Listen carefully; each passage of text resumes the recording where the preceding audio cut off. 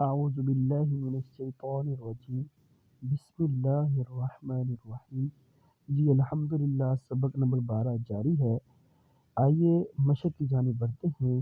میم نون زیر من، طا یا زیر تی۔ دیکھیں نون ساکن یعنی جزم والی نون کے بعد طا آ گیا ہے جو کہ حروف اخفا میں سے ہے، تو یہاں پہ ہم غنہ کریں گے۔ من نون پہ ہم نے غنہ کیا، پھر طا یا زیر تی اور نون دو زیر نن، تینن، من تینن۔ آگے ہے جی میم نون زبر من، آگے ذا ہے، ذا حروف اخفا میں سے ہے تو ہم نون پہ بھی گنہ کریں گے، من۔ ٹھیک ہے جی، آگے را زبر را، لام زبر لا، ذالا، میم زبر ما، ظالما، من ظالما۔ آگے ہے جی میم نون زیر من، یہاں بھی آگے حروف اخفا میں سے فا آ گیا تو یہاں بھی ہم غنہ کریں گے، من۔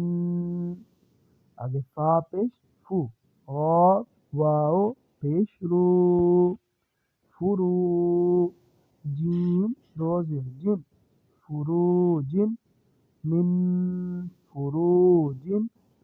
آگے جی میم نون زیر من، قاف با زبر قب، لام پیش لو، قبلو، یہاں بھی نون ساکن کے بعد ہے، جزم والی نون کے بعد قاف آ گیا، یہاں پہ بھی ہم غنہ کریں گے، من قبلو۔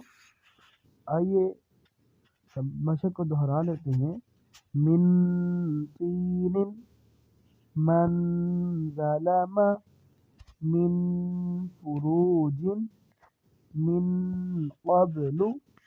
جی جوڑ کرنے کا مقصد یہی ہوتا ہے کہ آپ جو ہے اچھے طریقے کے ساتھ الفاظ کو پڑھنا آتا ہو، یعنی کہ جب ہم قرآن پاک پڑھ رہے ہیں کہیں پہ بھی ہمیں مشکل پیش آئے تو ہم وہاں پر جوڑ کر کے بھی پڑھ سکتے ہیں۔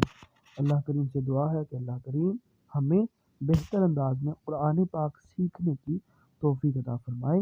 اللہم صلی علی سیدنا محمد معدن الجود والکرم وعلی آلہ وصحابہ وبارک وسلم۔